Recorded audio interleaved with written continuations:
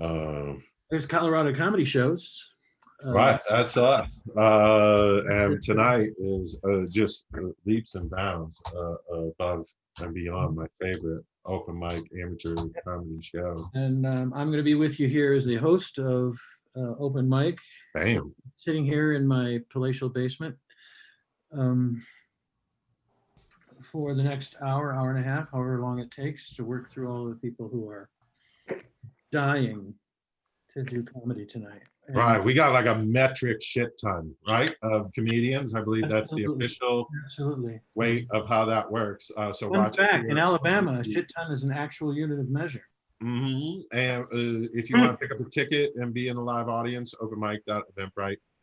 That's Gladys. That's our cashier. She's awesome. And save 10% on your ticket. Thanks, Gladys. Just use promo code Thanks Gladys. Is that the Elevating Connections logo right there? I bet it is Can't, what? because Is that's Gladys, crazy? We support them. right? Well, And that's what a coincidence.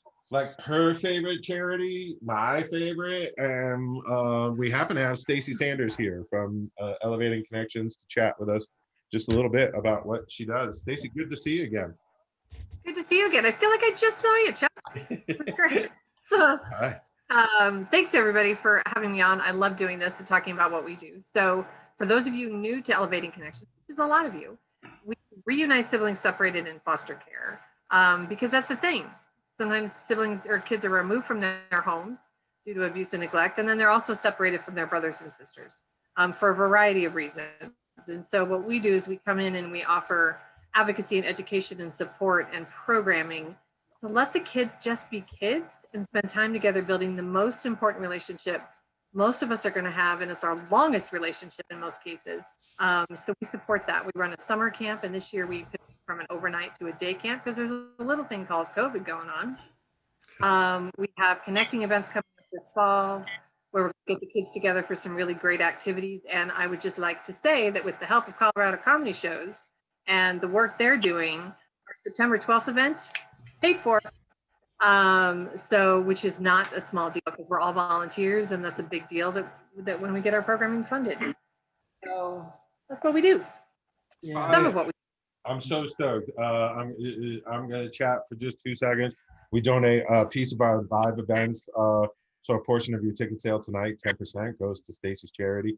And then we've done several virtual events, private events for even some Fortune 500 companies this month. So we don't mind sharing a little bit of that gravy with you, Stacy. It works out super good. I'm so glad to know that just this month alone, we were able to help you get that event going. And all in all, we're trying to get you a little comedy workshop, right? That's the goal. Yeah, we are. There was a poetry jam, and I love the poetry jam, but Christ, poetry, for God's sakes. You know, I was like, we need to do comedy. So Chuck's favorite thing. Comedians, thanks for letting me and Stacy take time to chat about this terrific charity. Other than that, you know, we're up to good things. And one of the best things we're up to tonight is an open mic comedy show starring a ridiculously funny and wonderfully charming young man. Would you all give an awesome round of applause to Mr. Mike Langworthy? Hey, thank you very much. Sadly, the charming, funny young man couldn't make it, so I've decided to sit this evening. Love to be in Denver, a place where people say, I believe it's actually the city motto, fuck you, I have an F-150. Just so you know that people don't really care about traffic laws in this city. And I'm not even talking, I mean, we're not, this isn't going to be the hack, oh my car routine. It's just be safe. And I'm not kidding, I went to the bank, get in line to do my banking, do that. Everything is automated. It's the perfect. People are great. I get back in my car. As I'm going to my car, I hear a slamming on the brakes and a collision. At the corner where I'm supposed to turn left to get back on the freeway, there's been an accident. I get in my car, I get into the lane where I can avoid the accident. I hear the screaming of brakes and slam. A second accident at the same corner within 2 minutes. It's not supposed to be funny. I'm sure it wasn't funny to them. All I'm saying is it was inconvenient to me and I resent it deeply. So anyway, and we talk about things and then we mess around with people and we bring on acts. Some of the acts are great. All of the acts are wonderful in the sense that they are trying either new material or they're trying because they're new comedians. And I love doing this show. I'm not doing stand-up right now, partly because I'm sitting down. Yes, come on. See, why do I even say things like that? I'm just embarrassing. At this point, I'm just embarrassing myself. You know, you should be able to. And another thing, you guys are not being terribly supportive either, if I might just say. A lot of you are comics. Love to hear a couple of laughs from coming out there. Even you, hey, great. I'm not funny. Good. I own that. I'm just scared you're going to cause more accidents on this show. Have I? I actually have several accidents because I'm old and, well, never mind. You know what? I don't even want to get into it. It's a bad situation. We've got acts from all over the world that have come into this place, and they've all had to sit through this bullshit at the beginning of the show. My hat is off to every single one of them. If I had a hat. If I had a hat, I'd hat in the morning. See, I'm making references to 75-year-old folk songs. Come on. What is that about? What is that about? I can't remember. Yes, thanks. I appreciate you punching my material down, whoever you are. Which actually is an accomplishment because it was pretty much at rock bottom to start with. But anyway, let's get into that. Let's start the show. What do we say we do that? All right. A couple of house rules. Most of this, I'll be letting people know on the chat who's up next and who's after the person that's up next and all that stuff. So keep checking the chat to find out when your spot is. Some of the comics are doing a certain amount of time. Some are doing a little bit more. And I am timing, unless you tell me you don't want me to time you, but then you should time yourself. Most of the spots are 5 minutes. I'm timing it so that you'll hear a beep at 4 minutes. That means you have a minute to wrap it up for those of you who did not go to MIT. And I want to bring our first act up, who I've seen before on this mic, I believe. I don't really remember what I had for breakfast, so my memory is what it used to be. So please welcome, if you will, the funny and talented Stephen Osborne. Hey. Hey guys. Yay! So, I'm Steven. I am originally from Florida, but I came to Germany in order to, pursue my dream job of working part-time in a women's underwear warehouse, putting women's underwear into boxes, which is the perfect job for a pervert like me, And among other things, I get to say that I'm a professional boxer. And then people see me, stumbling around and slurring my words at 9 a.m. on a Thursday morning. And I'm like, you know what? That's what that is. That's the boxing. But sometimes I like to put little fortune cookie fortunes into the women's underwear boxes. But instead of lucky numbers on the back, it's kind of just, my number. And instead of fortunes on the front, it's just a dick pic. But don't worry, there's plenty of room for a full fortune on there. It's pretty small. This is how I'm trying to get like some of that sweet, sweet German healthcare, finding a nice German wife. Between that and dressing up as Jar Jar Binks and going, Misa propose, outside of clubs, I think it's going pretty okay, actually. It's kind of a weird loophole when you think about it, right? That you can just get married to someone and become a citizen of a country just immediately.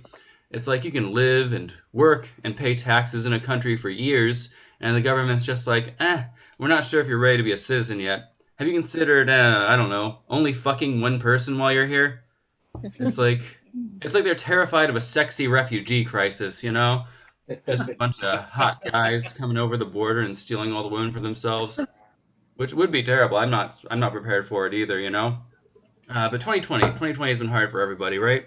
I actually did lose my boxing job and had to get a slightly less ridiculous job as a sexy single girl in your area. I don't know if you guys spend much time on porn, but if you ever got a message from like a runaway nun named Constance Shoeleather, that was me, and I'm really sorry. It didn't last very long, though. They said that the things I was writing were too weird and creepy, So you know what? I'll show you you guys some of the things that I wrote, and you can be the judge. Okay? Here's one they liked. Hello, name in city. I accidentally put my hand in a blender. Whoops. I can't do push-ups now or finger myself properly. Can you help me? And they were just like, yeah, sure. Every guy wants to be some fingerless woman's hero. That's actually pretty fine. But here's where it started to get dicey. The next one I wrote them was, I like my steak rare and my dick raw. Either way, there will be blood. Anyway, the weather is forecast to be really nice tomorrow. I want to go for a walk and smack me around a little. And they were just like, maybe don't mention blood or abuse. And I was like, you know what? I'm just getting started here. Here's the one they really did not like. Ugly, beautiful, confident, desperate. None of that matters ever since my ex-boyfriend blinded me in an acid attack.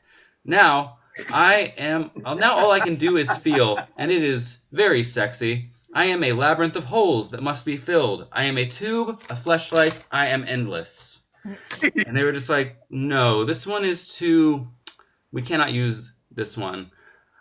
So that was my 2020. I don't know how it's going for you guys. I was very excited about the murder hornets, though, for a minute, until I realized that killer bees had been a thing for like 20 years and were never as much of a problem as Saturday morning cartoons led me to believe. But the murder hornets did give me hope that maybe we'll get some more badass arthropods in the near future. Like maybe we can get like I don't know, a mandatory assisted suicide crab or a slaying mantis. I piss on your grave. Lobsters would be cool. Malicious intent flies.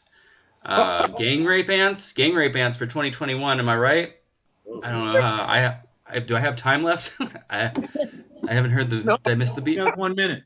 Oh, perfect. Okay. So I'm actually really happy for headbands, you know? I don't think I would be able to go on my early morning runs at 3 a.m. with a jug of wine and flip-flops if I didn't have a headband on. The headband is like a universal symbol of I'm not running from anything, you know? It's a symbol of I'm just working out. I mean, I know it only works because I'm white, but you know what? I'll take what I can get. So I guess I can end it on that one. Thanks, guys. Thank you. David Osborne, all the way from Germany. Whew, and I thought the biggest German crime was World War II. Kidding, come on. Why would I even say that? I don't even know the guy. He's wonderful and I love him. And obviously we got another candidate for your next poetry jam, Stacy. Clearly, yes. Clearly. Anyway, I want to keep the show moving because we got a lot of comics tonight, and frankly, I'm less funny than usual, which is kind of staggering when you think about it. But let's kind of get into that.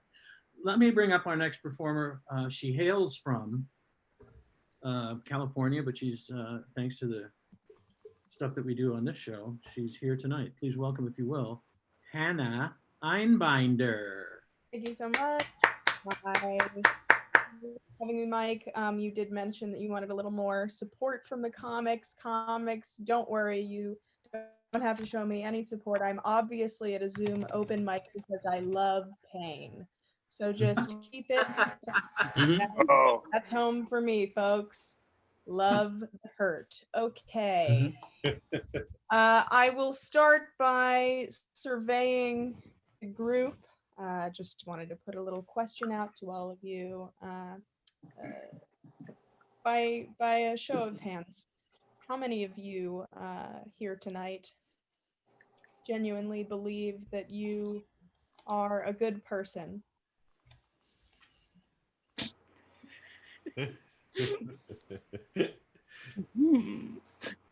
Okay, seems a bit much. That's look, guys, look, okay. I know for a fact that I am not a good person, okay? I'm really only a good person on paper, you know, like I'm a vegan, I drive a Prius, I voted for Bernie, but I didn't do any of those things out of the goodness of my heart.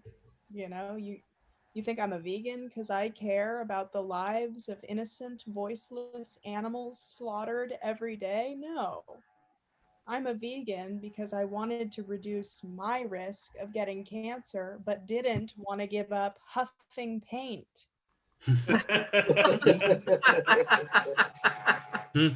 I drive a Prius because I give a fuck about the environment. $25 for the whole tank and a tax write-off, my guy. Money.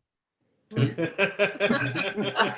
voted for Bernie because he'd been on the right side of history since the beginning of his political career, and that a Sanders presidency would uplift the most neglected and deserving Americans on the dollar of the 1% and evil corporations. No. I voted for him because he had the best body. You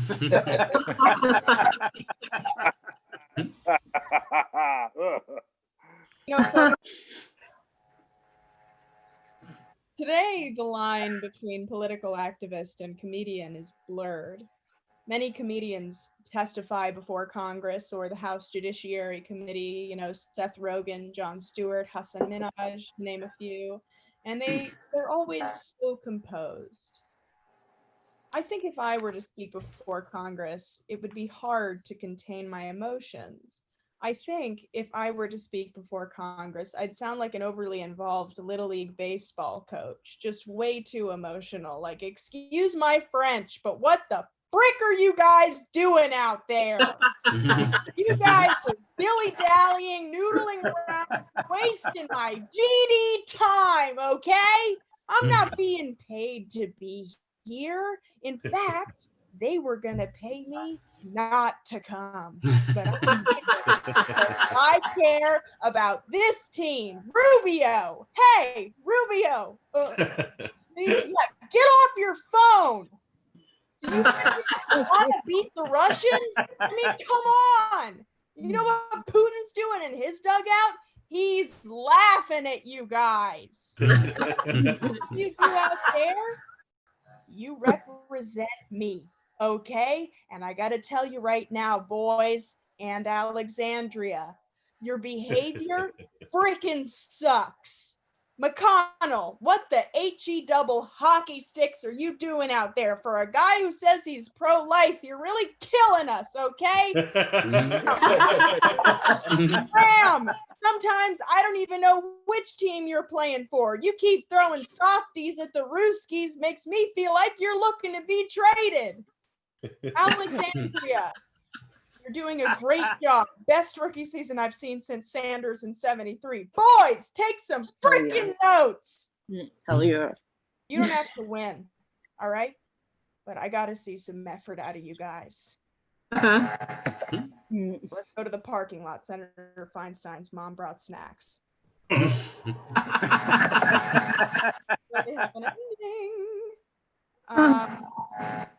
else? Oh,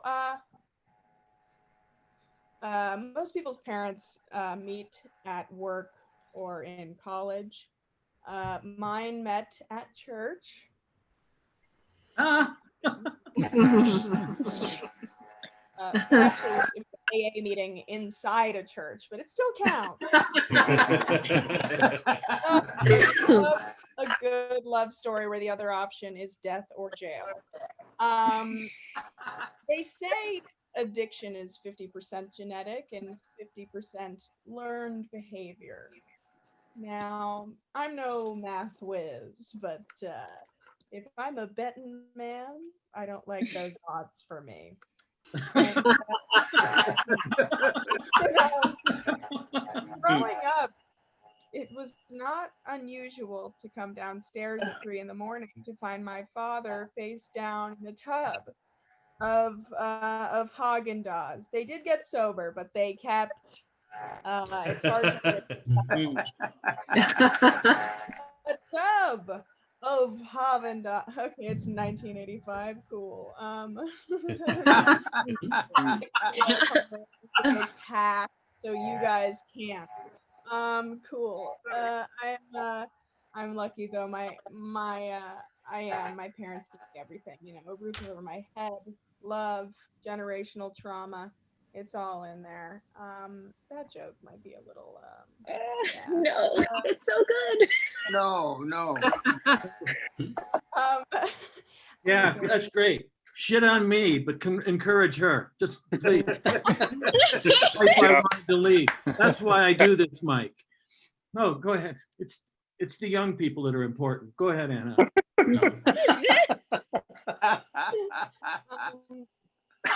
Mike, I think you're just lovely. Thank you for having me. What else? Okay, one more, I suppose. So I'm kind of the relationship shaman for my friends right now. And okay, you guys know the Lord of the Rings? No. Yeah. Lord of the Rings. In the Lord of the Rings, the creature called Gollum is the end product of possession of the ring for 500 years. My ride's here. Okay.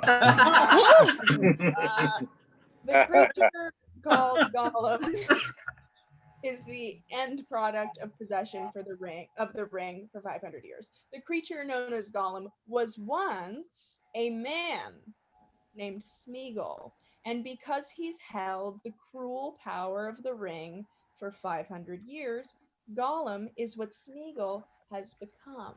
Smeagol is so deeply buried inside Gollum that Gollum overpowers Smeagol almost exclusively. So I got this friend Tracy. Stay with me.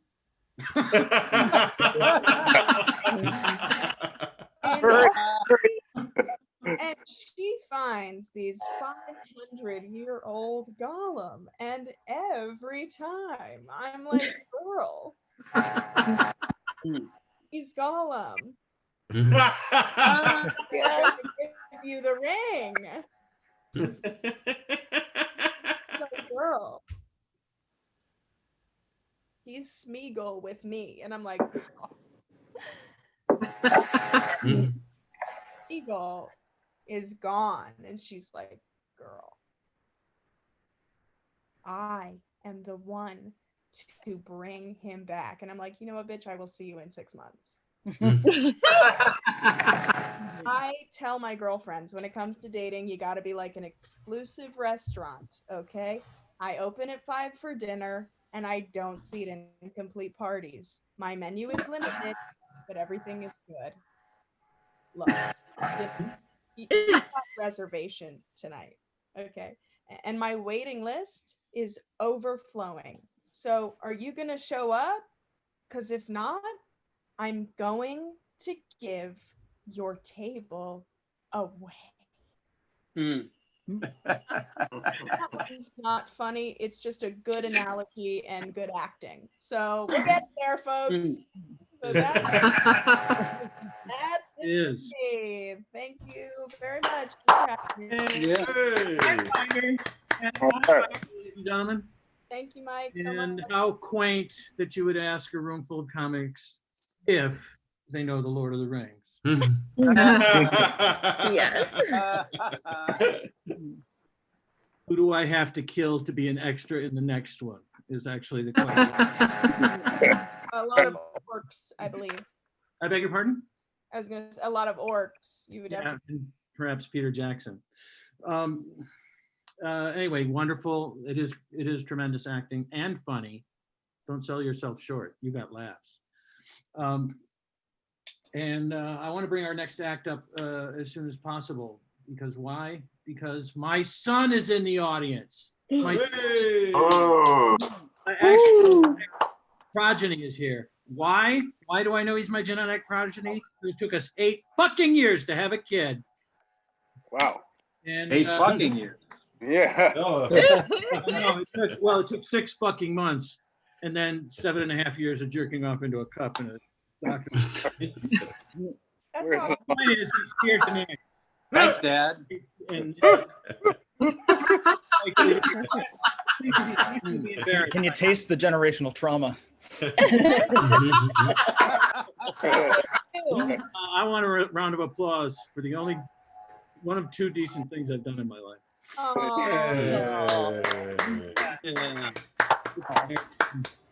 And if you want to expand that Lord of the Rings bit, you need a technical advisor.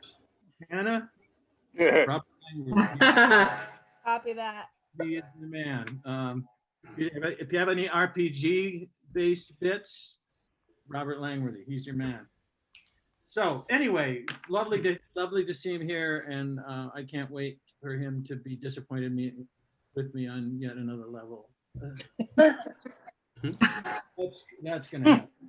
All the way from Chicago, by the way. So we have Chicago, we have Los Angeles, we have Germany, we have the United States. Somewhere in here is the United States. Anyway, our next performer, by the way, is I have it on reasonably good authority that he's from the United States. He has a name that's most often connected with the United Kingdom, which means he's probably, feeling a little.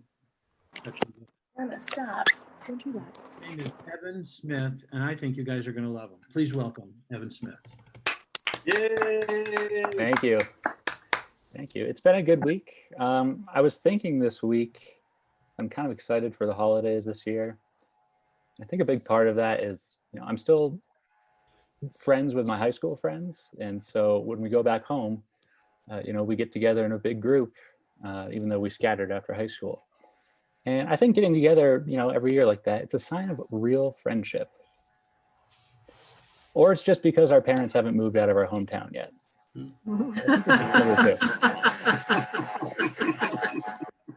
feel like our parents must feel weird when they see us together as a big group, though, like 10 years after graduation. Because I know my parents could point at one and be like, you tried to sell our son drugs in high school.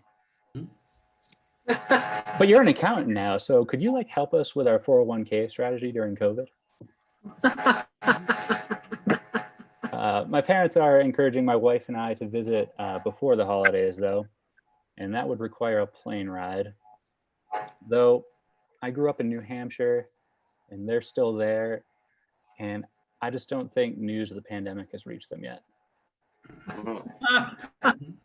And I love New Hampshire, and I loved growing up there. But if you've ever been to New Hampshire, it's kind of like Beyond the Wall in Game of Thrones.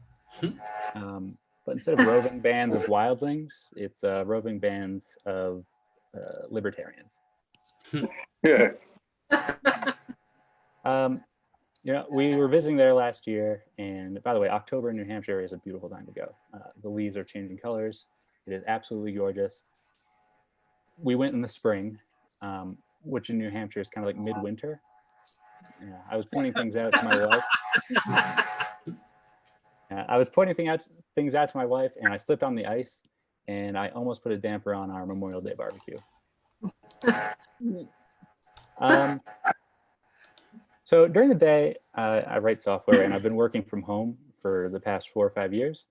And so when this pandemic hit and everyone else started working from home, I was like, finally, something I'm good at. And I think in all of those pandemic movies, or disaster movies or zombie movies, there's always that one survivalist who knows how to hunt and gather, and they're usually the ones who fight the zombies. And I feel like during this pandemic, that could be me. Yeah, but instead of hunting and gathering, I could just show you creative ways to microwave leftovers. And instead of fighting zombies, I could just help you curb your Netflix addiction.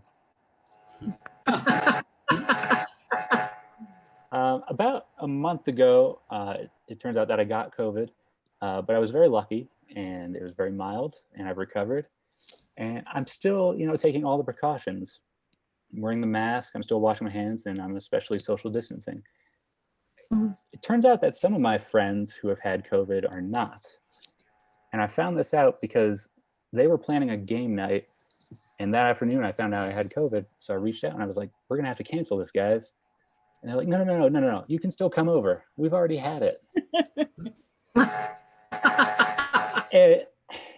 And at this point, I'm just not sure what it's gonna take to get out of a game night. Because COVID was really my last attempt. All right, thank you guys. I've been Evan Smith. Yeah. Evan Smith. Now, I don't know what's going on. Chuck, do you have any idea is there somebody using an electric shaver during everybody's? Is that happening at all? Because I want to eliminate that before I start. It's my vibrator. Oh, okay. Sorry. My bad. Yeah, Ned, could you mute yourself when you're getting off? Oh, you'll know. Okay. All right. Good. You know, I don't even want to pursue that. That's the funny thing. It's clearly a dick joke. It's Low-hanging not that funny, actually. photo. What? It's not that funny, actually. Isn't it? I mean, my part. Good. Your Then- part, hilarious. No, it was amazing because for a minute there, I thought I'd been Wow. going selectively deaf. There's quite a buzz right now. It's quite a buzz. What happened? What he was saying was because of the buzzing. You know what? Never mind. I don't make it come up with a crossword. That's all I'm saying. That's This all I don't need. I'm saying. Well, our next performer, you know, there's such a thing as a unique performer. A lot of comics do things. We have a unique performer coming up right now, and I want you to welcome him. His name is spelled S-M-Y. Great, thank you. Well, thank you, Mike. Well, it's time for me to move along to some mainstream comedy material. So to make sure I've got everything on the list here, this bit will contain dating apps, airline food, smoking weed, difference between cats and dogs, lousy drivers, and of course, crowd favorite is Socrates.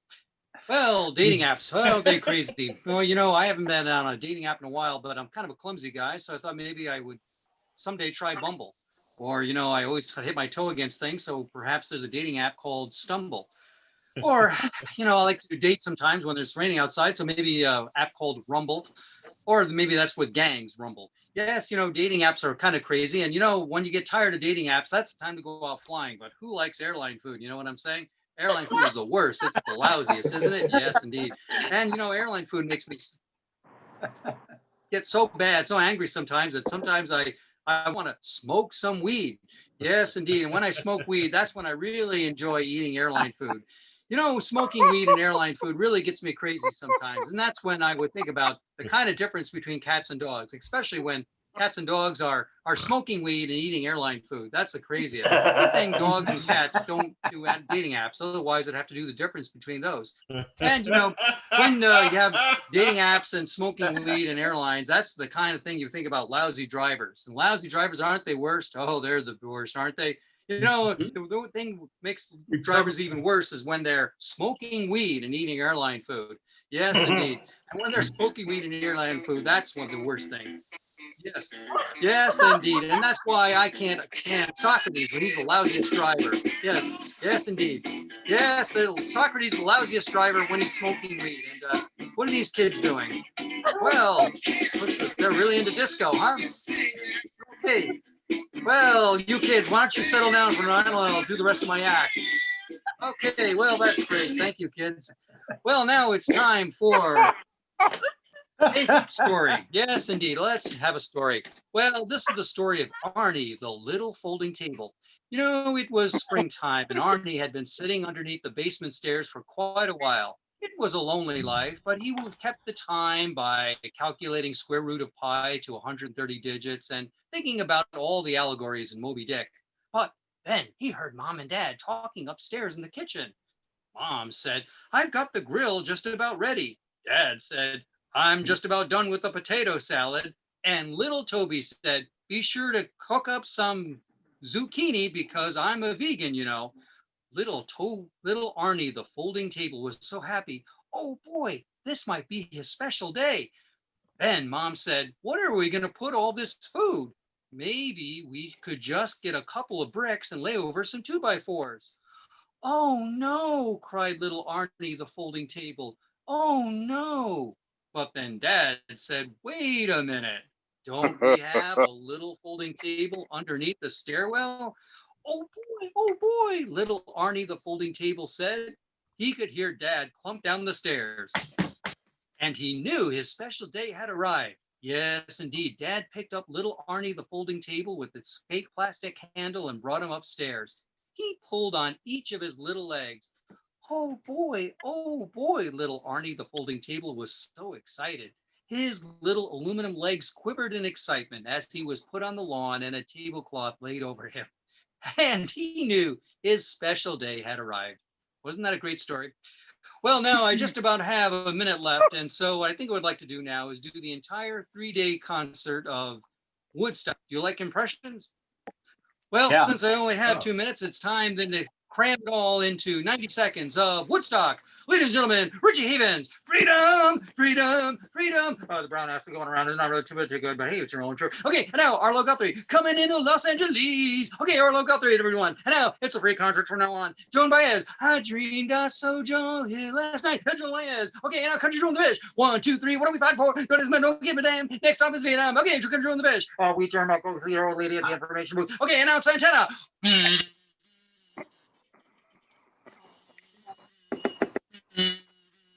Okay, and that was Santana. Okay, and now Candy going up to the country. Baby, try to go. Okay, Candy, and now Slam the Family Stone. Want to take you higher. Want to take you higher. Boom, shaka like a boom, shaka like a boom. Okay, and that's Slam the Family Stone again. Now so Rachel, call your father over in Monticello Hotel. Okay, and now it's who? People try to put us down. Okay, and that was who? And now, and now Jefferson Airplane. Look what's happening up the street. Start a revolution, yes, Jefferson Airplane. And now Joe Cocker. I get by a little help from my friend. Okay, no rain, no rain, no rain. Oh, get off the whole towers. We don't need any more weight on there. Okay, 10 years after, I'm going home. See my bed.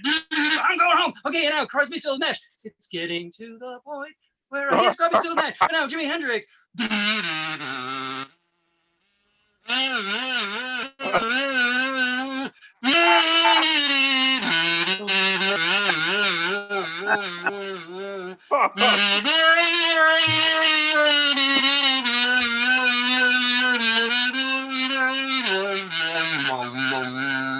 Then there it is, Woodstock in 90 seconds. And back to you, Mike.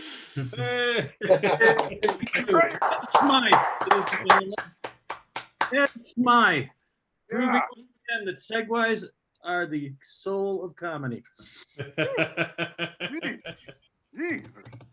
That is amazing. 90 seconds. Love to hear his version of We Are the World. That'd bring back some memories, wouldn't it?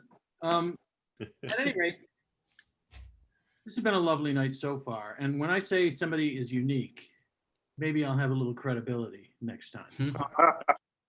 Huh? Uh-oh. Doing the comedy, huh? This is the 2020 equivalent of I've got another show in June. Little credibility. Huh? You kids that are just on the way up, I hope you're taking notes because there's some very important. I'm laying down some very important shit, and you should be picking it up. And I want to bring our next performer on because he's in Ann Arbor and get back. He's thinking of quitting comedy full time so that he can week full time about the Big Ten season.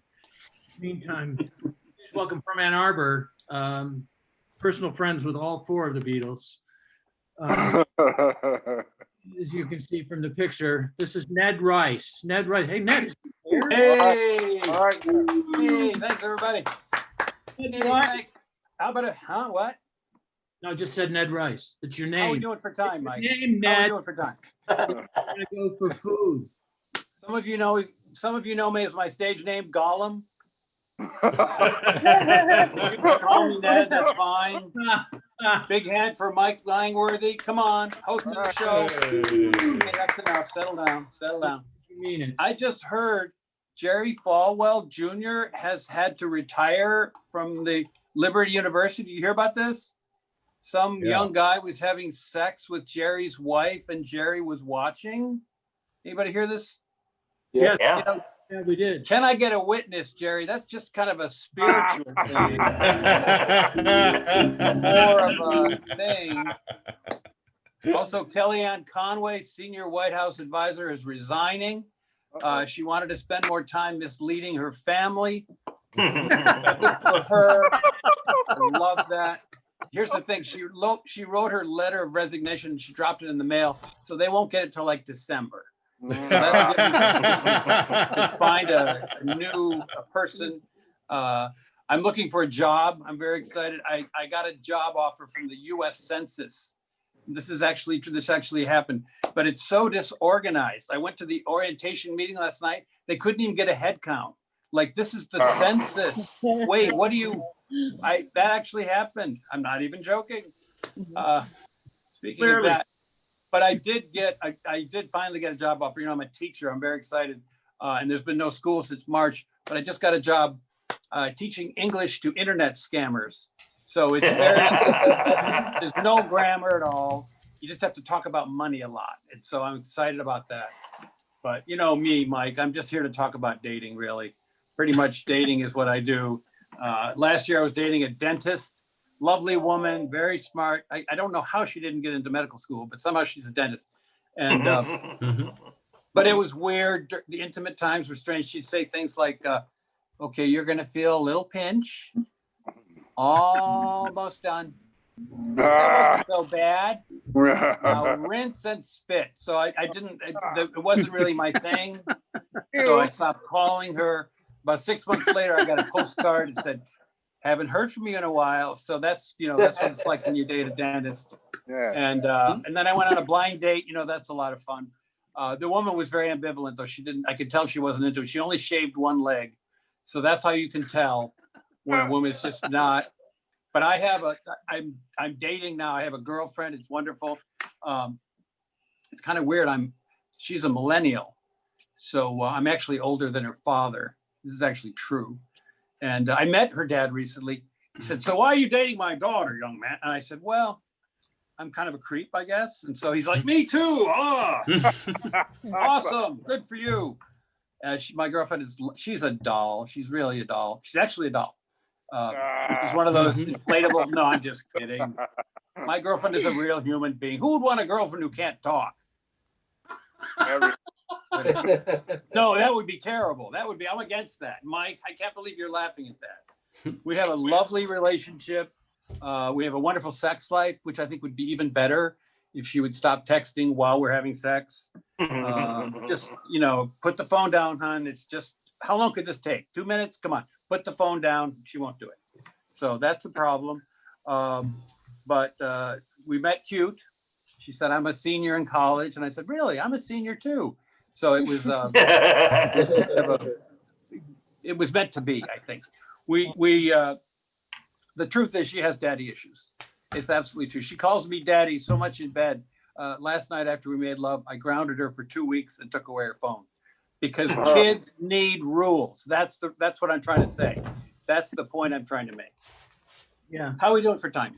Anyway, we have arguments now and then. Sometimes she says, you're such a people pleaser, Ned. You're such a people pleaser. And I said, honey, I really don't think I am, but if that's what you want me to be, that's fine. I can do that. So that was, you know, and then we didn't talk for a while. And then we didn't have sex.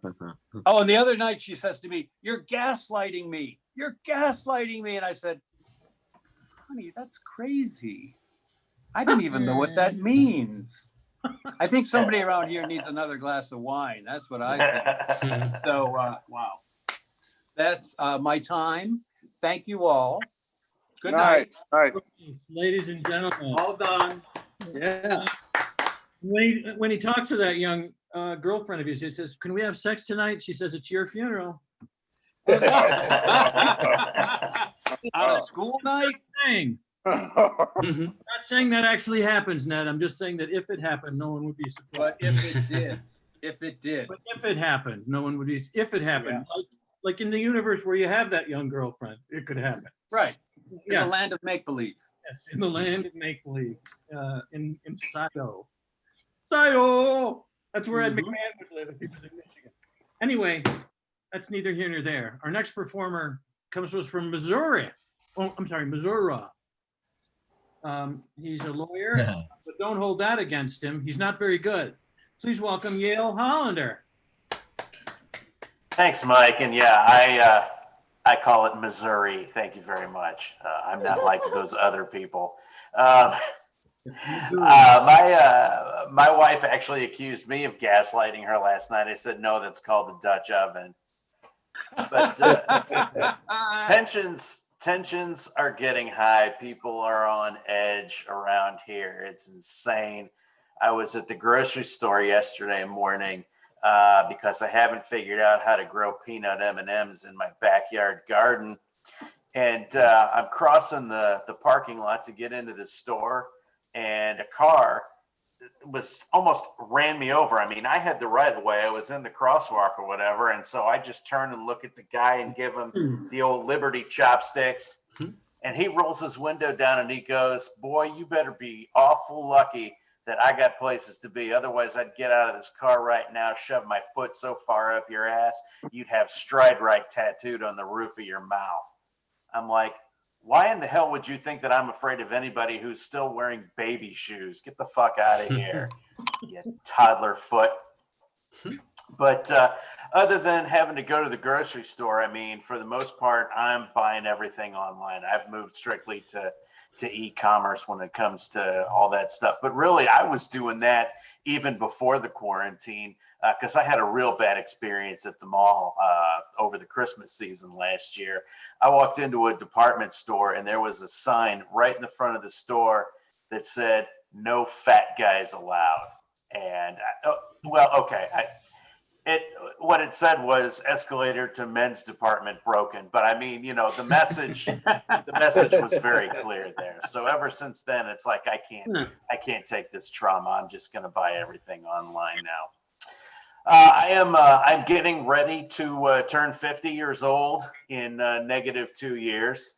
I have teenagers. I have 2 teenage daughters. I've been doing what I can to try and bridge the generation gap a little bit with them, kind of, you know, try to relate with them on their level. I'm working one morning in my basement office and my youngest daughter comes downstairs and she's half awake and she just kind of looks at me and I look up at her and I say, "Let's get this bread."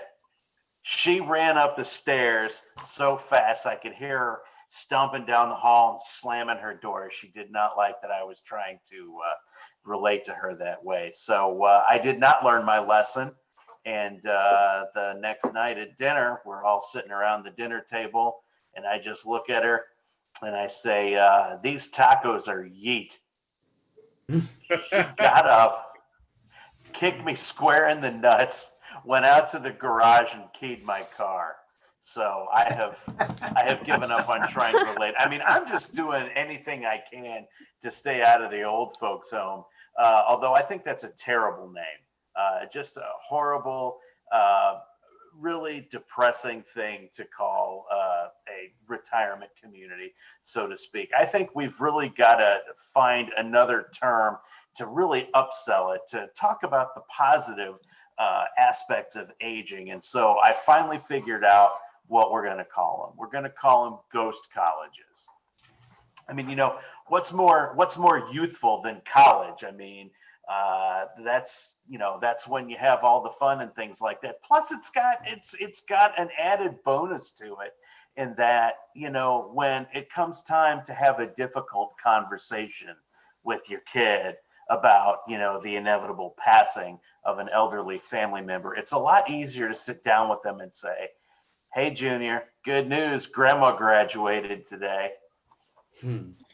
I tell you, I think the worst part about playing chess with Bob Seger is every time he picks up the little horse piece, he always says, "Ain't it funny how the knight moves?" I don't have time to do my last joke, so I think I'm going to call it there. We have a rule here.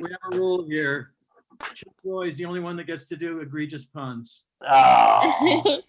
You didn't know that, Yale, so you get a pass this week. All right, this week I'll take the pass. You also get a pass because you had the balls on my show to do a bit about getting old. I was out of high school when you were born, you motherfucker. It sounds like it's time for Ghost College. Kiss my ass. Neil, never going to be on the open mic again. Hollander, everybody, give him a round of applause. Yay. A delightful human being in his own right, if I might add. We got a big show for you, so I'm going to keep things moving with another comedian from Los Angeles, although he's not coming to us from Los Angeles, if I understand correctly. No. On the East Coast visiting family and Polish family, if you ever get a chance. Please welcome Alex Edelman, ladies and gentlemen. Alex Edelman. Okay. I'm coming to you from the. Oh, can you hear me? Am I Yes. audible? I'm audible. I'm coming to you from the Bowels of Berkshires. the Pentagon. I'm coming to you from the Berkshires, from the attic of a small house in the Berkshires. Went to the Norman Rockwell Museum today. What I think's amazing, I saw Norman Rockwell's illustrations today. He did over 1,000 illustrations, all white people. And what I think is amazing about Norman Rockwell is that watching it, I didn't realize until I saw his illustrations that back in the 1940s, everyone in America went to the same barber and got the same fucking haircut. Okay, I want to try 3 things, and then I will leave. Yep, it's like an army cut. It's like a fucking it's like short on the side. Yeah, it's like short on the sides, long on the back, not Jewish in the face. Number one. So I have this friend Haley, and I saw her yesterday before I came up to the Berkshires. I was down in New York, and she's a teacher in Brooklyn. She's quite lefty, and she said to me, she's like very big on like all cops are bastards, and I understand that, but what about horse cops? Like, are horse cops? And I said that to Haley. I was like, what about horse cops? And she's like, you mean cops riding horses? I was like, what's the alternative? What do you mean? Like a half horse, half cop centaur? Like horse on the bottom, failed linebacker on the top? What are you thinking? And I love, by the way, I actually love that there are horse cops. I think that's kind of wonderful that there's a cop who is like giving him the benefit of the doubt here and that he's not a monster. But the cop's like, I want to protect my community and I want to serve the local populace. And is there a way that I can do that while also applying my 3 years of equestrian training as a teenager to it? And by the way, it is a little fucked up that they're making the horses be cops. Because like today's America, that's like, it's the choice to be a police officer. It's hard to be a police officer. And like, you have to make some moral decisions, some genuinely questionable judgment calls, but they're just like, hey man, you're a horse. You don't really get to make, it's like sometimes you see a dog at the airport sniffing for drugs and bombs. And they're like, man, don't make a dog be a fucking narc. Is that really what you're going to do? Number one, not a winner. Okay. Haley's a teacher. And she likes to say that teachers should be paid as much as athletes. That's one of her favorite things. And I think that's true. But in exchange, I want a 24-hour news channel dedicated to the success and failures of those teachers. I want to turn on TSPN every single morning. I want to watch Teach Center. I want to see 2 people who have never actually taught themselves criticizing the performance of the teachers that are actually teaching every day. I want Bostonians who know nothing about teaching calling into Teach Radio, talking about what a bum their local teachers are. I want a crawl along the bottom of the screen with all the teachers who've been fired that month for having sex with the kids. You're just like, oh, Clearwater, Florida. 3rd time I've seen it today. You just like every single test, after every single test, this is what I want the most. I want post-test interviews with the teachers after the kids like failed the math test. When it's like, hey, Mr. Smith, what the hell happened out there? And he's like, well, we prepared all week, but we just didn't execute. Shit. I mean, the kids gave 110%, but you know, it's a fractions exam. And you're supposed to, and you're only supposed to give 100. I keep telling him, it was a tale of 2 halves out there. Again, literally a fraction. You know, the weather wasn't great. It really interfered with our solar powered calculators. And I wrote that earlier this week, and I was like, that's so fucking stupid. Tried it 3 times. It's never worked. I'm never going to drop it. And at the end, and he's like, yeah, well, we're just looking ahead to AP Bio next week. And then the reporter's like, well, any truth to the rumor that you showed a movie on Tuesday and the kids lost focus? And the guy's like, no further questions at this time. Thank you very much. I really appreciate it.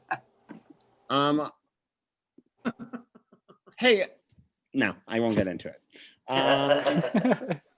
Why are there fancy chess sets? Who was like, well, I'd love to play this game of chess, but I just can't have the basic shit. Like there's like fancy, there are fancy this house room that we're staying is an Airbnb, and it's got like a chess set where all the soldiers are, where all the like pieces are Napoleonic soldiers in different colors. And I don't remember the rankings from Napoleon's army anymore. So I can't tell who's more important. And I'm like, can't we just have the, no one's ever been like, well, I would love to play this game, but I really just need like a thematic twist on chess that's purely aesthetic. I went to a friend's house once and he had different Hollywood celebrities. And I was like, surely the fortunes of these celebrities will rise and fall. Like if your chess set was made in 1995, you're going to have like, I don't know, like fucking Dean Cain as a knight. And you're like, that guy's a knight? He's not a knight. Okay. All right. Yeah, the fortunes in Hollywood go up and down. You're gonna make Ben Affleck a king when he's about to be like Me Too'd in 2023. That's not gonna fly a couple years. You have to throw away your chest. You're gonna have to update it. Dave Bautista, you watch. Okay, fine. All right. Here's the.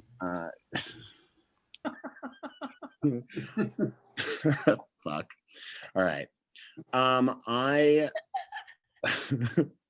There's a lot to say. I sat next to a guy on a plane, and he was wearing I made a dumb mistake this week because there was this guy at Burbank Airport when I was flying out here, and he had a jersey on, and the name on the back of the jersey said amendment, and the number said 2. And I took a photo of him and I put the photo on Instagram, and the photo underneath it, I put the caption, "Hey, I found the worst guy." And I lost 200 followers and I got a lot of angry messages. And I was like, what about twee comedian makes you think that I'm going to be like crazy about guns? By the way, I am crazy about guns. I fucking love guns. I just don't think anyone should have them. And like, but I got a message from, yeah, like Americans can't be trusted with fucking guns. Are you kidding me? Guns are so cool, and Americans can't be trusted with anything that's cool.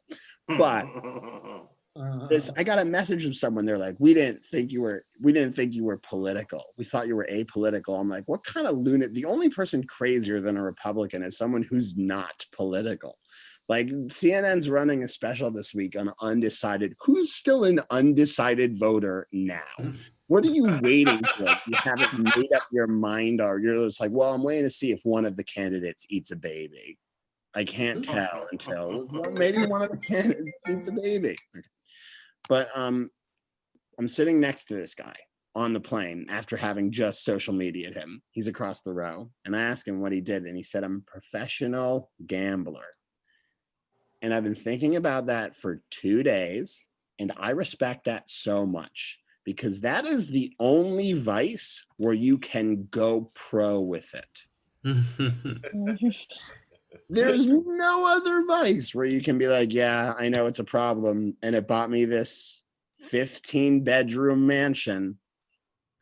There's no way to go pro for like alcoholism unless you coach high school football. It's the only thing.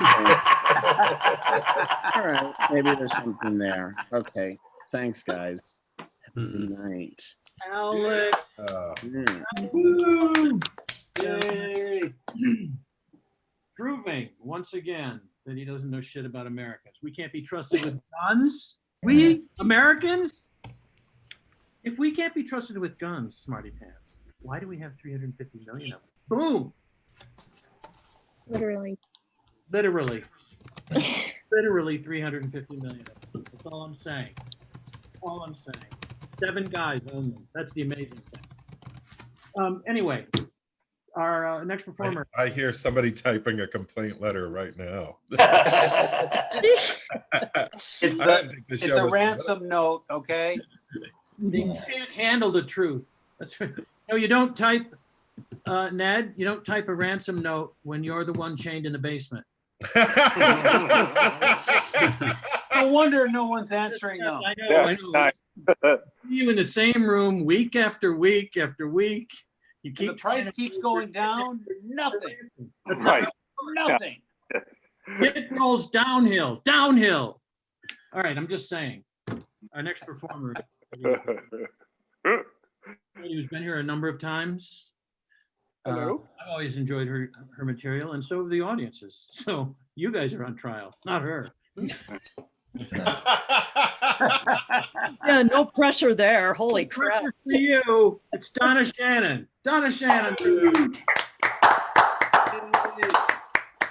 Hi, everybody. It is so awesome to see everyone again because I have it's been a month since I've made it to the open mic and it's been like a hole in my heart. But yeah, I had some serious shit go down. My mom's been like in the hospital for 3 weeks. She's out now, so don't worry. She's not dead yet, but learned some interesting things about hospitals. Hospitals are a very funky place to go to lately if you've not been to the hospital in the age of COVID yet. So first thing you have to do is like you got to make it through screening. That's like way worse than anything they do at the airport. It's like, all right, what's your name? What's the date? What's your phone number? Because if you sneeze on somebody, they got to track it back that way you were. It's like, are you sick? It's well, yeah, I'm in the hospital. Duh. Do you have any weapons on you? It's like, yeah, mom's not dying fast enough, so I brought a gun. No, not that. Do you have any drugs on you? No, not yet. That's why I'm at the hospital, assholes. All right, it's time to prep you for your rectal exam. Really? I'm only here to visit somebody. Now we have to do rectal exams? Well, you know, it's been a while since I got laid, so glove up. Let's do this. But then, of course, once you finally make it into the emergency room, first thing they're going to take away from you is your dignity. Because they've got that lovely piece of fashion, that awesome tearaway gown with it's basically the hospital version of assless chaps. I think they need to call some of the drag queens from RuPaul and let's make these things all sparkly. Category is hospital realness. Then when you're walking down the hallway with your ass in the breeze, you can give it some swagger. Maybe. But then they have to do the real interrogation, right? And mom's a little older, so sometimes it's like not just the typical, so how are you feeling today? Do you have any pain? It's also, do you know where you are? Do you know what your name is? Do you know what the date is? Do you know who the president is?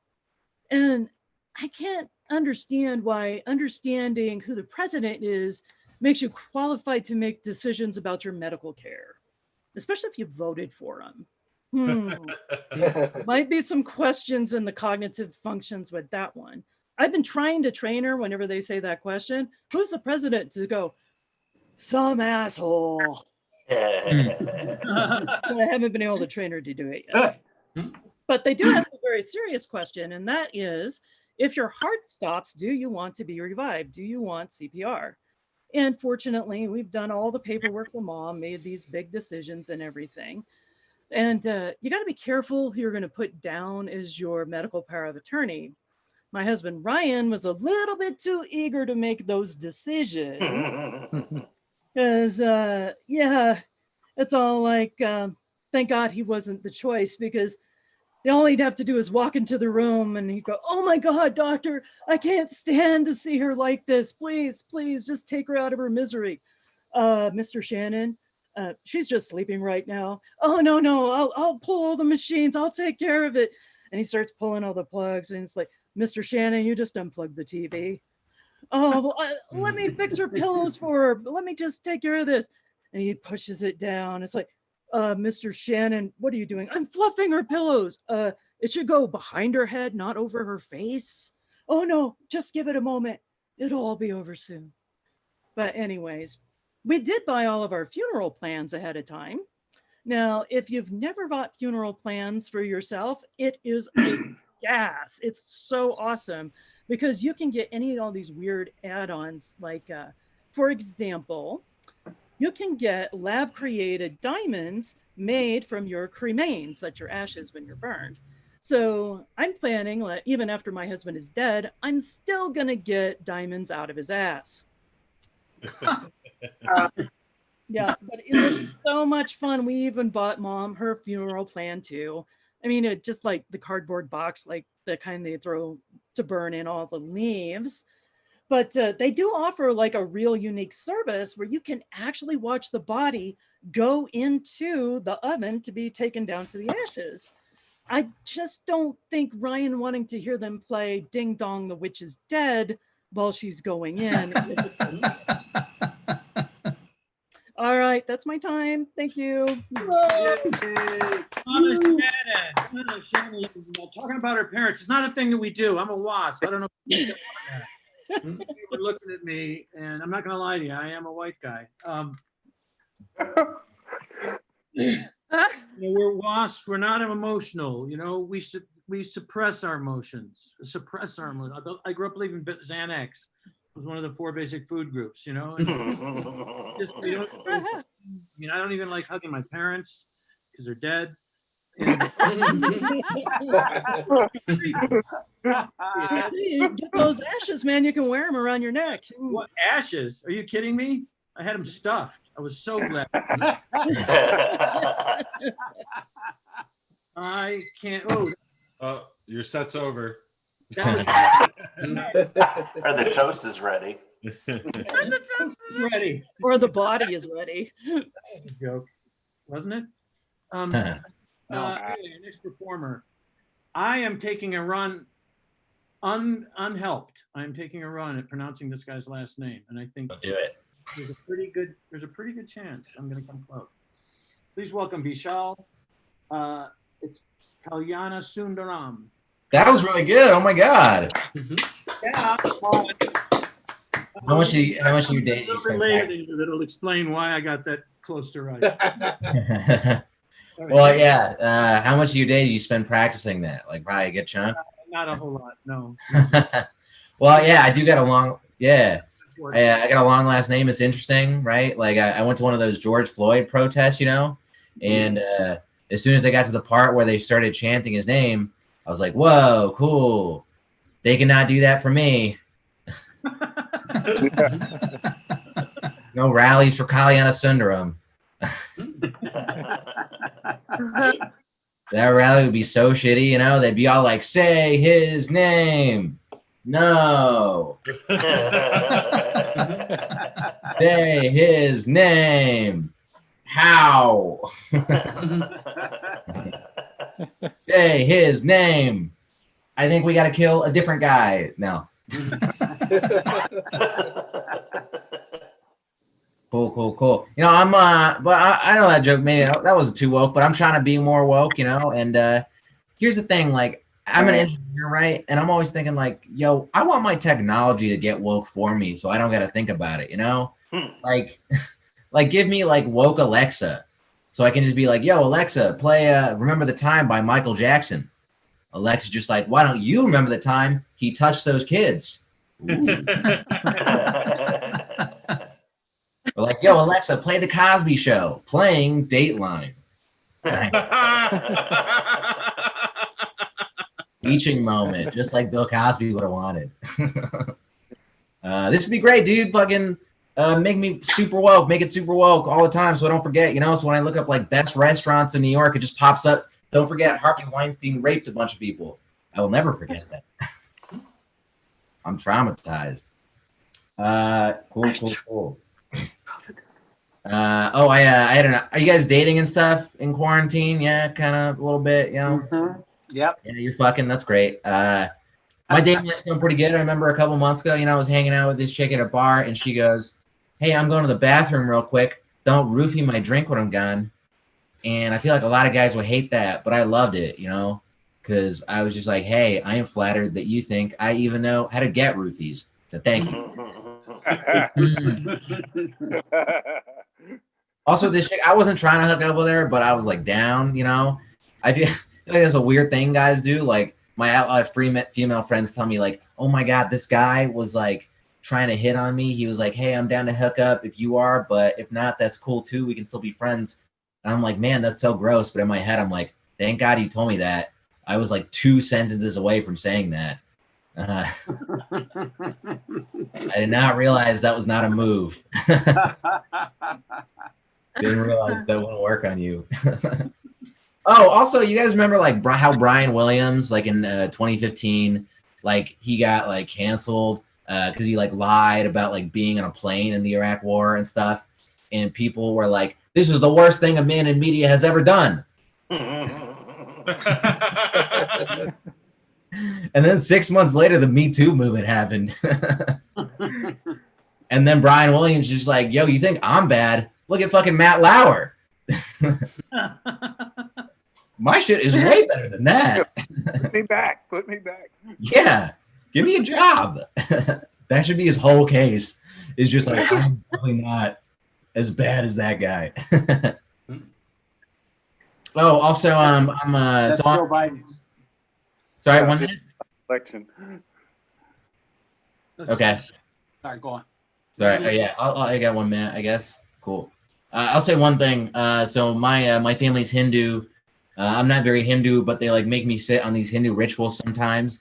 And like the weird thing about these rituals, like you got to give the gods like offerings of like uncooked rice and flowers, and you got to chant in Sanskrit. And I'm just looking at this, and I'm going like, how have the gods not asked for an update on this shit? It just made sense 5,000 years ago, but we got better shit now. Hippie right. Like, how is Shiva not sent out a memo like, bro, cool it with the uncooked rice? You got Shake Shack. Give us Shake Shack. Tacos. Fucking, we don't want flowers. Give us a Nintendo Switch. Super Smash Bros. We got 3 trillion gods. We could use the multiplayer.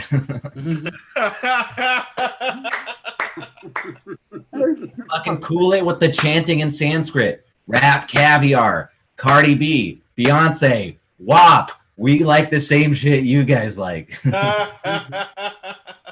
Okay, cool. Thank you guys. Yeah. Kalyana Sundaram, huh? Yeah. Boom! You bam. And, hey, ladies and gentlemen, if I just pronounce one name from a culture different than my own correctly every night, I'm really a shitty racist person. That's not the only reason. I cop to it, you know. I mean, I'm the poster boy for the oppressor. I might as well own up to it. That's all I'm saying. You know, I keep saying that's all I'm saying. Then I say more. Why? Why is that? Nobody has an answer. Great. Because they're asleep. Because I'm so fucking boring. God, I hate myself. Anyway, I thought it was rhetorical. You're gonna love her. That was rhetorical. She's lovely. She's a regular on the open mic, and her name is Christina Kleeman. And I gave her name 3 E's on the last name. Yeah. I introduced her a couple of weeks ago, and I only put 1 N in her last name. So she. That's okay, Mike. That's okay. We know what the Germans have done to people, so it's fine. I'm forgiving, so it's fine. It's not a big deal. Good. That wasn't a Jewish joke. I was just saying, by the way. So happy Monday, everybody. This is gonna be one of the most honest sets that I've ever done. I feel like I have relationship issues. Look at me. I mean, do I look like I've had a fun life? Because I haven't. So I was doing some research about codependency and how I'm like the poster child of codependency. And it's not that I can't get through it, but sometimes I wonder if my mom would have swallowed, if that would have made my life easier. So, you know, just a few thoughts for the therapist. Speaking of infant stuff, my dad says that when I was a baby, I used to make him gag when I would shit clear up to my shoulders. And I still shit the same way, so it's very efficient. Not new material, but fuck it. You know, this is COVID. We're all gonna die someday. I went to I feel like my face, you guys, I'm trying to rectify my insecurities, honestly. But I feel like when people look at me, this is just my own thing. I feel like when people look at me, like my face looks like Joe Biden's potential presidency, right? Like slow, uncertain, yet hopeful. You know, you look at somebody and you're like, oh, they look like they could be a serial killer, but we're hopeful for something better. Yeah, so that's my thing. Well, you know, it would be funnier in a room, but this is a Zoom mic, so lower your expectations, Christina. Okay. It's fine. They muted everybody. We're all in this together, right? It happens. It happens. It happens. Mike is like my grandfather. I went to Planned Parenthood a while ago, you guys. You know, because you gotta make sure that your Easy Bake Oven is in check. But I went to Planned Parenthood to get my party balloon looked at. Sorry, you guys, my voice is breaking. Sorry. I went to. Damn it. Okay. I went to Planned Parenthood a while ago to get my party balloon looked at, and they call it my party balloon because every time a guy blows up in there, I inflate like a sex doll. Yeah, sorry. Some of this is not new material. It's whatever. But anyway, so, okay, I fucked it. No, I didn't. Sorry. Okay. Continue going, Christina. All right. When my legs were recently up in stirrups, like they so often are, the gynecologist asked me how many sexual partners I've had. So apparently my labia looks like the ears of a basset hound. They're long, hairy, and frightening. So that's been my time, you guys. Thanks for listening. Appreciate it. There she goes. Yeah. Christina Kleeman. No matter how many E's you put in her name, it doesn't fully express the level of her excellence. She's outstanding, and I don't know how many polyester leopards had to die to make that blouse. So I just found out because of this set that I'm like Christina's grandfather. It's the first time I found out that her grandfather had an enlarged prostate. So these are things that you learn over time. And a lot of people don't have the courage to perform on a security camera, but Christina goes another way. Our next performer is, in addition to being very funny, the reason that I came close on Vishal's name. Please welcome, if you will, Sukumar Vijayaraghavan. Hey. Yeah. Yeah. So what I'm going to do today is to channel Chuck. So direct all your groans to him, and Mike, hands off the keyboard. And you'll be able to tell the exact moment I got depressed and started drinking. What's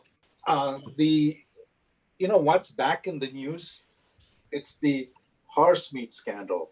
I don't know if if you know, about 4 years ago, it started in the UK and then moved to the US, that they found all the beef in fast food restaurants were contaminated with horse meat. Okay, so apparently it's surfaced again. It's completely put me off my Philly cheesesteak. Okay, that's to Chuck. So this February I had something exciting happen, and I got this call from a Hollywood agent asking me to fly to LA to shoot a pilot, and that was very exciting. But what was interesting was just a week before that, I got an identical email from Al Qaeda.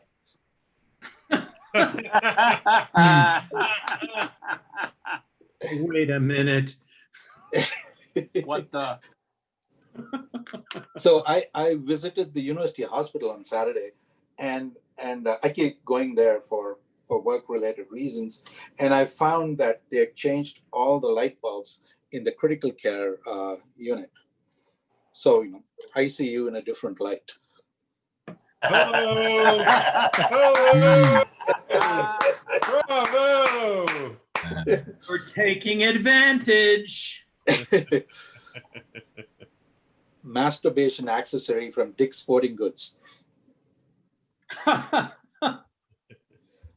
You know what's a bummer? Honeymoon period. Oh. So people assume that I'm a Muslim because I have this beard. But I've always had a beard since my high school, and it's basically just laziness. Well, that was until I came to this country and they told me grooming was illegal. So.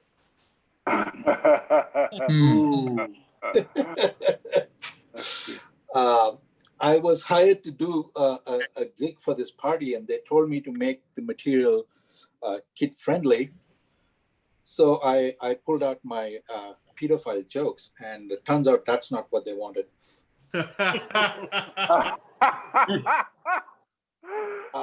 So I went to the doctor with a backache last week, and he said, I think you have a curved spine, but that's just a hunch.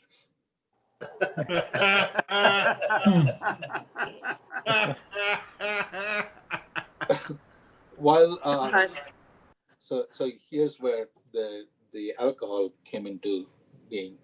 So while poor women are fighting for their right to choose, while the poor women are fighting for their right to choose, the rich women are fighting for their Jimmy Choos.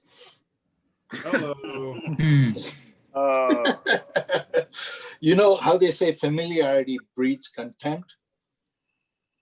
I think familiarity breeds. That's it. Or in my case, familiarity breeds attempt. I think I'll stop here before I get stoned to death. So, hi. Yeah.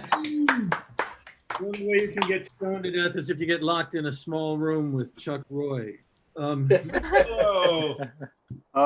he smokes a lot of weed. A lot of weed, everybody. What I'm saying, a lot of weed is what I'm saying. A lot of weed.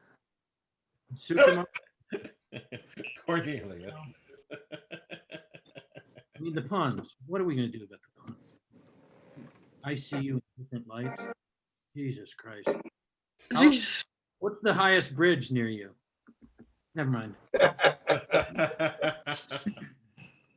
No, I'm just saying there's, Anyway, I do that because it sounds like it's undercutting. But the point is, I love Sukumar. I'm jealous of what he does. And by that, I mean he has a PhD.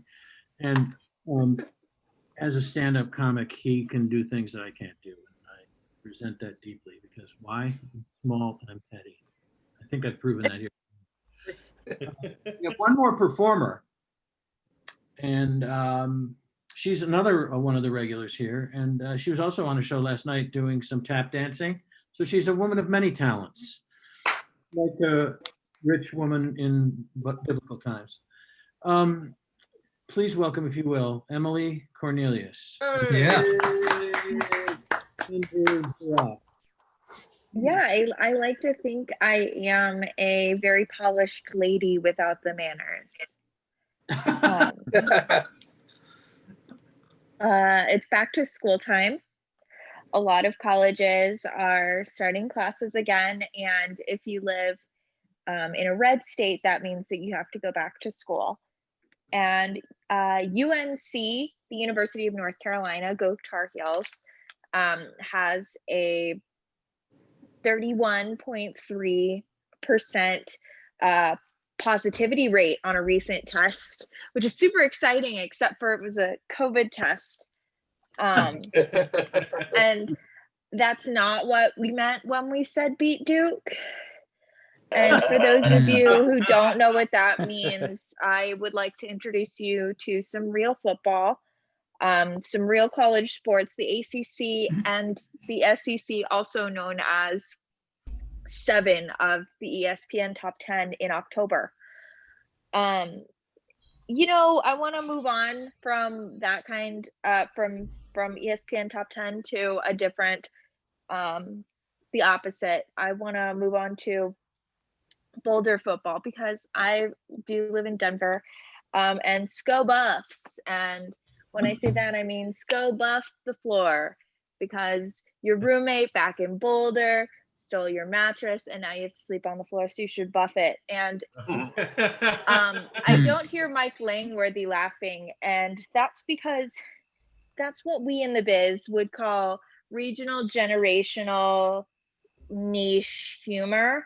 And it's also what we in the biz would call a bad joke, because it's based on a football team with very little fans and a song that isn't popular anymore. But you know, it takes guts to do that joke. It takes a lot of courage, and I would say I'm bolder for it.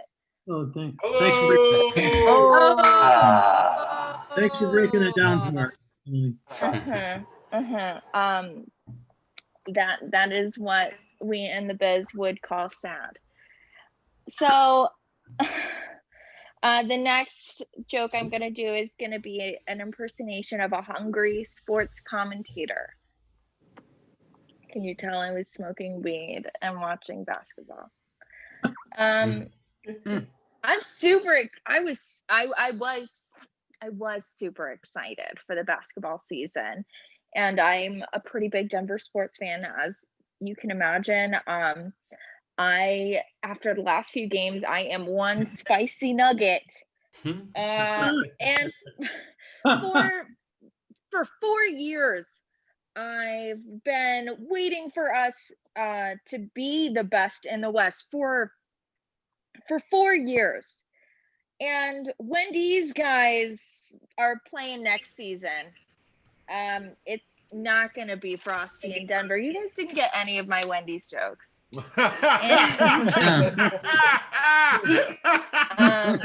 That's your mistake.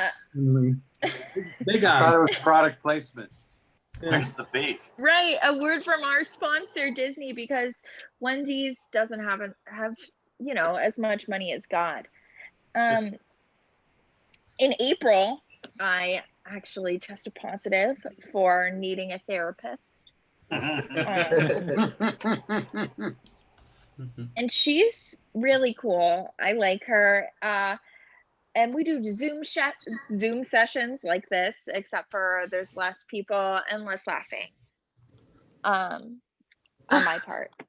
And the past 2 sessions, she's said, hey, maybe we should we could see each other more than once a week. So I think she likes me. And I am going to have to report her. And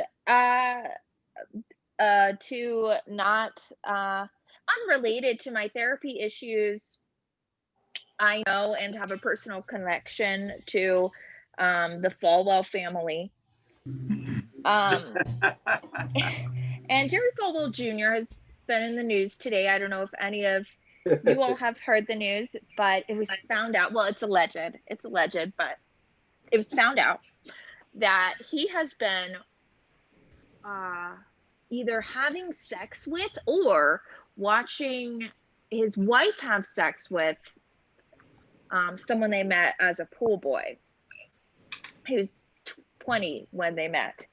And as a former resident of Lynchburg, Lynch, Vegas, if you will, I have thoughts about that family, and I don't want to get too far into it, but I do kind of want to give a list of reasons why I'm not surprised.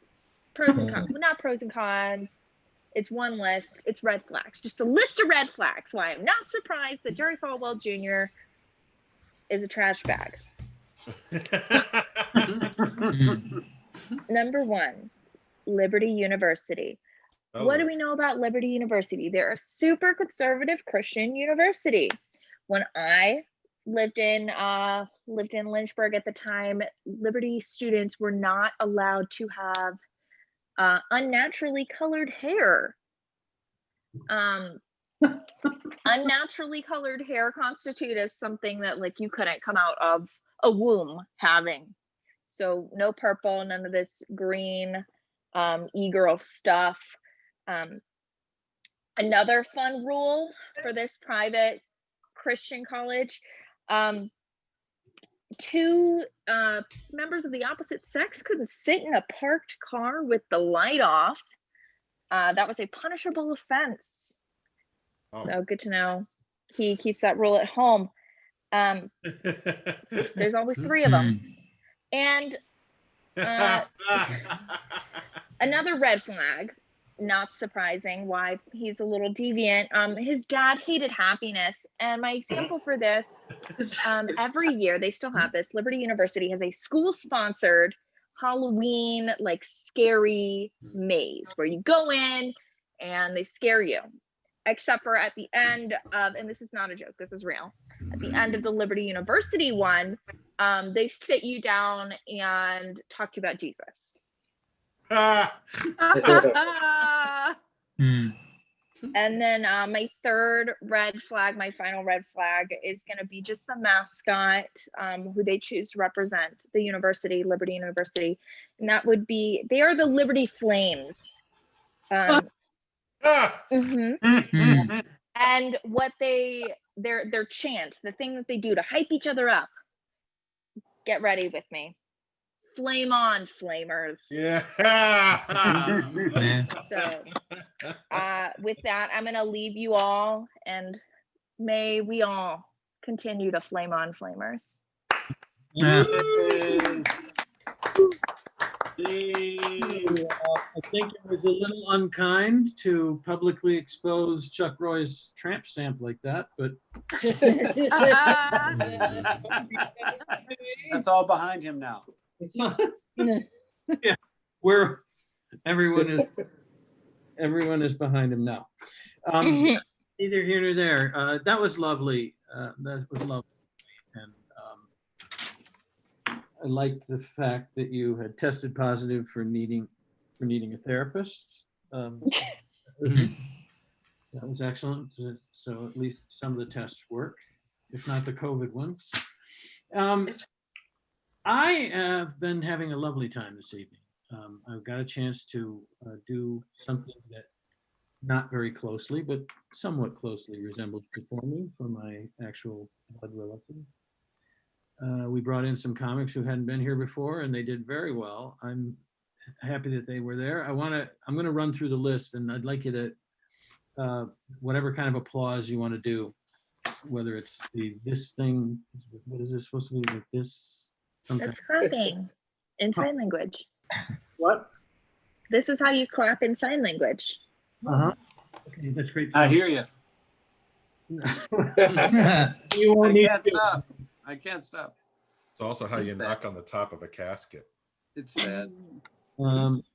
Okay, well, at any rate, that's so if that's what you want to do, great. If you want to laugh and make noise, I thought all the comics were a lot of fun tonight, and I want to give them each an extra shout out. You can save for the end or clap all the way through. I'm going to run through them fairly quickly.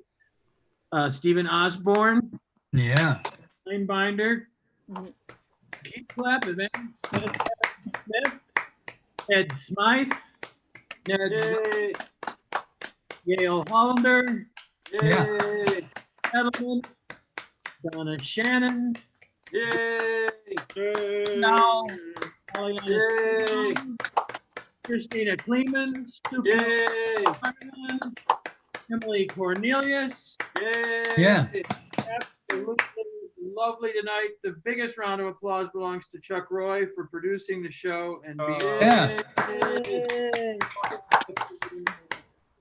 before we go, I want to say a couple of quick words about some other stuff. Please don't get off.